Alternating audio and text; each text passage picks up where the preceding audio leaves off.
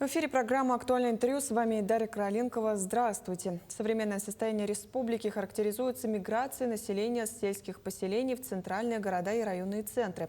При этом основную нагрузку принимает на себя столица, город Якутск. О программе переселения граждан из аварийного фонда и о введении инфраструктурного сбора в строительстве мы поговорим. Гость у нас в студии Антон Алексеенко, заместитель главы городского округа город Якутск. Антон Анатольевич, здравствуйте. Здравствуйте. Перед руководством города Якутск у нас республика поставлена задача, что к 2030 году нужно завершить программу по переселению граждан из аварийного фонда. И вот признанному 1 сентября 2023 года. Как идет реализация программы сейчас? Спасибо за вопрос. Да, действительно, город Якутск на сегодняшний день является, к сожалению, одним из лидеров по количеству ветхого и аварийного жилья. И я здесь немножко поправлю, наверное, такая задача поставлена перед нами президентом страны. В рамках перечня своего персональных поручений, в рамках реализации мастер-плана города Якутска нам необходимо до 30 года расселить все ветхое аварийное жилье, признанное таковым, на 1 сентября 2023 года. Это довольно большой объем аварийного жилья. Если говорить в количестве МКД, это более 950 аварийных домов. А если говорить по площади, то это порядка 450 тысяч квадратных метров. Мы к реализации этой задачи приступили и в рамках государственных программ, и в рамках муниципальных программ, и в рамках реализации мероприятий комплексного развития территорий. Что касается исполнения, то на сегодняшний день приступили к реализации, да, утверждены параметры, скажем так, первого подэтапа, что ли, следующей части программы переселения. На сегодняшний день республикой утверждены основные целевые показатели первой части. Да, это по городу Якутску более 14 тысяч квадратных метров жилья, то есть первым этапом уже 25 аварийных МКД будут переселены до конца 2026 года. Если же говорить о том, что было выполнено ранее, это этап переселения, который должен быть завершен до конца текущего 2025 года.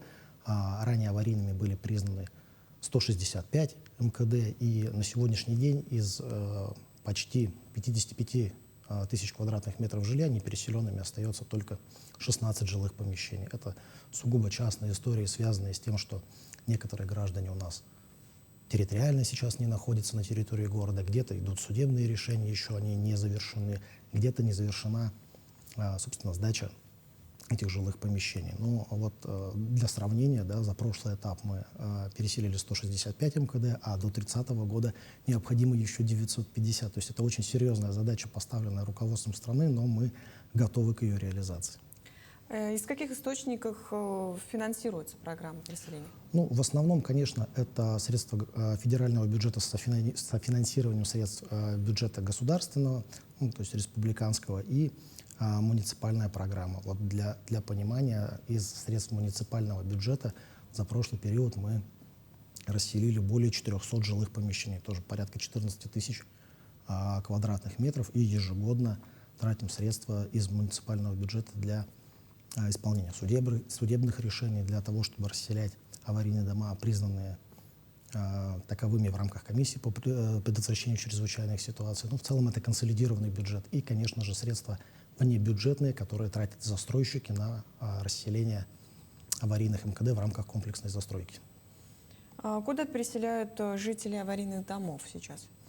Ну, принципиально есть два механизма. Если житель аварийного дома собственник, то он может быть переселен либо в жилье на территории города, либо денежное возмещение получить по оценочной стоимости. Если же речь идет о нанимателях, так называемых, да, то им предоставляется жилье, которое специальным образом адресно для них приобретено. Ну, если говорить о городе Якутске, то, наверное, за последнее время основной такой, самой массовой площадкой, куда осуществлялось переселение не только граждан с города Якутска, но и в целом по республике, это микрорайон Звездный.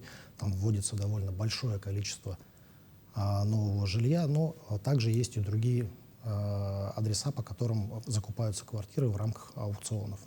Ну, тоже в городе, центре, наверное, да? Да, вот последние дома, в которых осуществлялось переселение, на улице Свердлова, на улице Кузьмина, то есть они довольно обширно распределены по всему городу. Как идет переселение граждан вот из 17-го квартала Якутска, где больше всего вот аварийных домов? Да, действительно, территория так называемого 18-го квартала, но на самом деле там и второй, и четвертый А, четвертый Б квартала, да, ну вот в народе принято называть 17-м. Сейчас это территория крупного проекта комплексного развития территории, микрорайон Спортивный. Там принято решение о комплексной застройке. С 23 по 33 год проект должен быть полностью реализован. На территории КРТ микрорайона Спортивный аварийных домов 156, по-моему. То есть это очень большая концентрация. Сейчас, на сегодняшний день, оператором уже выполнена работа по переселению 6 многоквартирных домов. Также 5 многоквартирных домов мы в этом году расселили под строительство социальных объектов. В этом году завершается строительство спортзала и детского сада. То есть уже 11 домов расселены. Начато строительство первого многоквартирного дома. Также в большинстве своем они получают граждане либо денежное возмещение, либо новое жилье в микрорайоне Звездный, либо, скажем так, по городу Якутску на основании закупленных на аукционе квартир. Какие планы вот по сносу аварийного жилья на ближайшие годы? Ну, понятно, что снос аварийного жилья, он идет в связке с расселением. Да? Как только мы полностью высвобождаем аварийный дом, то есть полностью возмещаем всем жителям, собственникам и нанимателям, восстанавливаем их права путем в денежного возмещения или предоставления квартиры, мы должны провести мероприятия по сносу. Вот в прошлом году довольно большой объем был, более 64 аварийных МКД мы смогли снести собственными силами и силами застройщиков, которые осуществляют комплексное развитие и развитие застроенных территорий. В этом году также уже снесли 33 аварийных дома, и работы продолжаются. То есть планируем до окончания года еще ряд объектов снести. А что на их месте будут строить? Ну, все зависит от того, где объекты расположены. Да, если это речь идет, допустим, о микрорайоне Спортивный, да, как я уже сказал, то сегодня уже там строится и спортзал, и в ближайшее время будет осуществлен ввод детского сада, и далее расчищаются площадки под строительство нового жилого фонда. То, что сносится на территории отдельных участков города, да, опять же, в зависимости от возможностей, либо оформляется в новые договоры КРТ, либо в рамках действующих договоров развития застроенной территории. То есть в основном это новые площадки для жилищного строительства, либо под социальные объекты. Немножко перейдем к теме строительства. В Якутске вот планируется ввести инфраструктурный сбор, да, для застройщика. С какой целью вот это делается?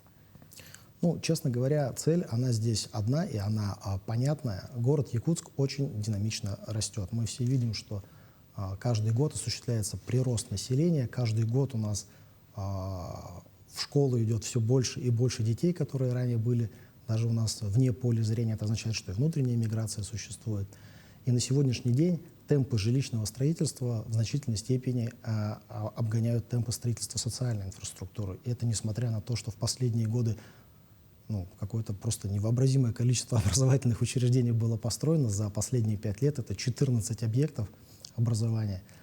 Более 4500 ученических мест было создано. Но, несмотря на это, все равно у нас в городе в школу, вот, допустим, в этом году пошли 57 тысяч учеников, при том, что нормативная мощность не более 29 тысяч ученических мест. То есть практически все школы перегружены в 2 раза.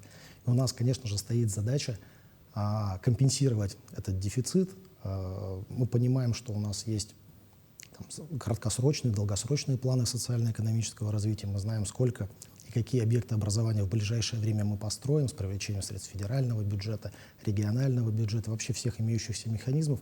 Но этого все равно недостаточно. Город растет быстро, и на сегодняшний день мы понимаем, что социальная инфраструктура перегружена.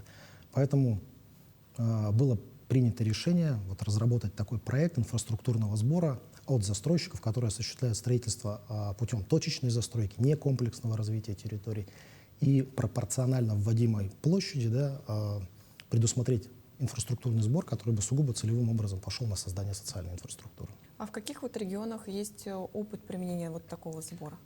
Ну, поскольку проблема с переполненностью школ, она, к сожалению, не уникальна для города Якутска, да, как для всей страны. Есть опыт других населенных пунктов, других городов, где это уже есть. Но в первую очередь, конечно же, это наши крупные центры, это и Москва, и Санкт-Петербург.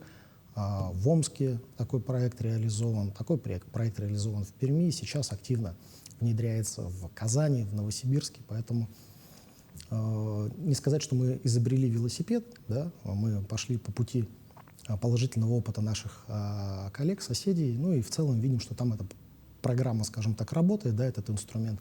И здесь у себя мы видим его как возможность создания условий для ускоренного развития социальной инфраструктуры.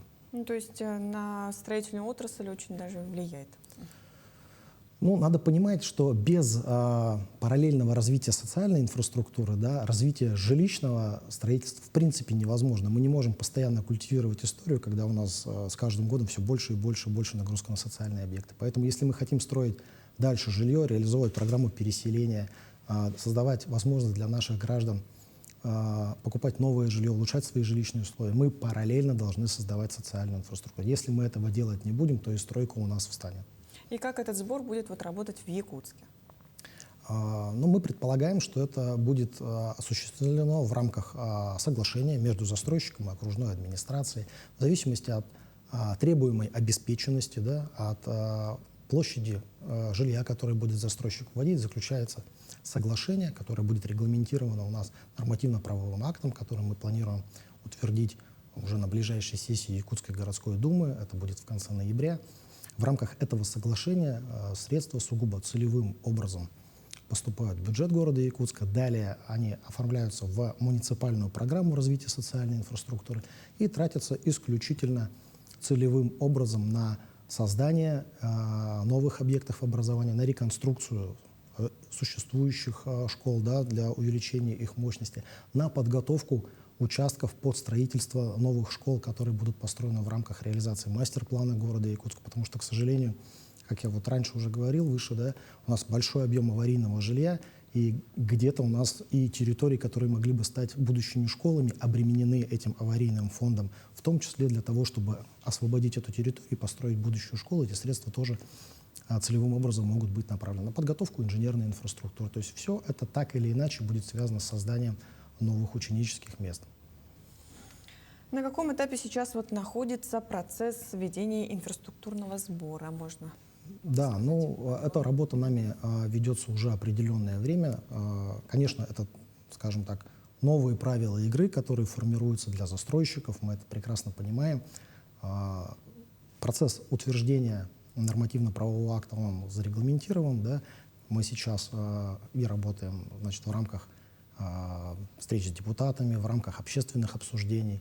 На прошлой неделе проходили общественные обсуждения. В пятницу, эту 31 числа, также они будут проходить.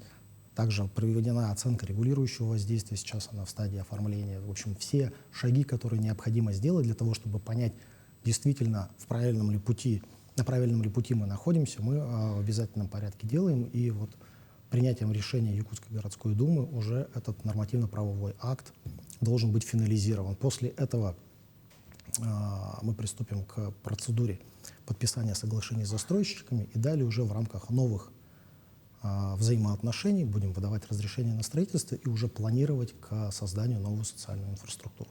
Обсуждался ли вопрос со строительным бизнесом, с кем он еще обсуждался? Ну, мы прекрасно понимаем, да, что тут много участников рынка, да, строители, которые так или иначе, значит, задействованы в процессе создания жилья, должны понимать четкие правила игры, как и каким образом будет осуществлено взаимодействие.